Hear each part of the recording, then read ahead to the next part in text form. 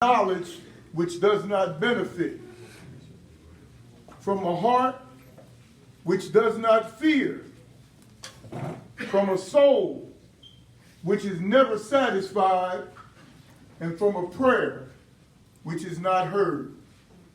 Amen. Amen. My name is Brother Dwight L. Davis, and when E.F. Hutton speaks, people listen. I want to give a round of applause to our city treasurer, Velda Jones Potter, for being courageous enough to be a part of this call to action. And then, secondly, for being courageous enough to ask me, Brother Dwight L. Davis, the private attorney general, to have a few words. I want to set the tone because 2018 is the 50th year anniversary of the assassination of Dr. Martin Luther King. And riots broke out all over this land. And even in the city of Wilmington, in West Center City, where I'm from. What distinguishes Wilmington and West Center City is that the National Guard stayed in my neighborhood for 9.5 months. Longest military occupation of any United States city in our history. Now, what happened after that is that Lyndon B. Johnson, the president at that time, raised the question, why are there so many riots in this country? And the answer given to him by Daniel Patrick Moynihan is that the promises that we have made, we have broken concerning the civil rights movement. He said, well, what do you suggest? He said, what I suggest is that we don't make no promises. So therefore, we can't be accused of breaking any promises.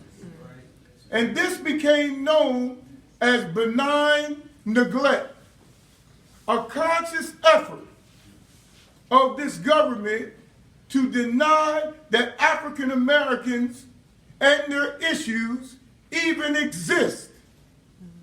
And this is the situation in the city of Wilmington, Delaware. We finished the year up with record numbers of homicides and record numbers of individuals being shot. And the governor and the county exec and the mayor and the attorney general denied that it even existed. Last summer, the governor, the county exec, and the mayor and the attorney general, they came into West Center City and they had a meeting at the West Center City Community Center that we named after William Hicks Anderson. And they said that West Center City will be our focus. And their focus for redevelopment. Absent of that conversation was the people that have lived in that neighborhood. But what they found out, see, what happens is that they perceived West Center City and its people as being weak. 2 minutes to wait. It's important that I get this out. They perceived it as being weak. But what they met was a very well-oiled machine that has kept them at bay. I'm the president of the Wickenback organization.